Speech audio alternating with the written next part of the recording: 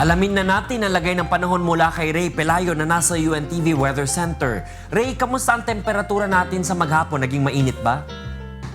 Magandang gabi, ito ni Reggie. Sa ating mga kasambahay, hindi masyadong mainit yung ating maghapon. Nasa 33.5 degrees Celsius lang maximum temperature. Pero bukas, forecast ng pag-asa, no? Medyo mataas yung ating magiging heat index na maitatala, mga more than 40 degrees Celsius. At expect din natin mas madadalas yung ating mga pag-ulan. Gaya na experience natin dito sa Quezon City kanina, medyo maulan at tornadoes. Ganyan din sa ibang bahagi ng Luzon. Kasama na rin sa other parts of Visayas and Mindanao, tornadoes. Sige Ray, ibigay mo na ang kabuuan lagay ng panahon sa Magdamag.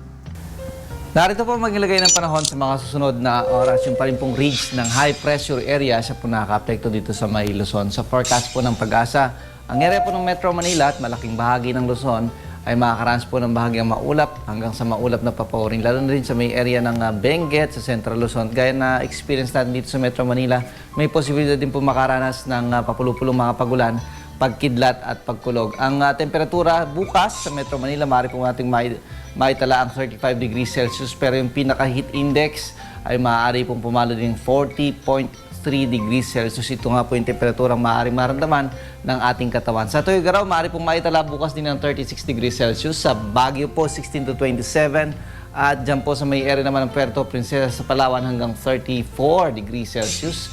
Ang Visayas area, halos malaking part po ng Visayas ay makakaranas po ng bahagyang maulap hanggang sa maulap na papawirin, lalo na sa may Negros and then yung buong Eastern Visayas at part po ng Cebu at Central Visayas. Makakaranas nga po dyan ng mga biglaang mga pagulan o thunderstorms po na tinatawag natin. Sa Iloilo City, maaari po maitala bukas ang 33 degrees Celsius. Metro Cebu and Tacloban City hanggang 32 degrees Celsius. Area naman po ng Mindanao, makakaranas din po dyan ng papulupulong mga pagulan, pagkidlat at pagkulog. Malaki din po ang tsansa. Yan po yung mangyari sa Zamboanga Peninsula, General Santos, Surigao at dyan po sa may area po ng Bukidnon. Ang Cagayan de Oro City, maaari pong maitala bukas 32 degrees Celsius. Metro Davao and Zamboanga City hanggang 33 degrees Celsius. Samantala, ang ating pong sunrise, 5:25 a.m. ang ating naman pong sunset, 6:23 p.m.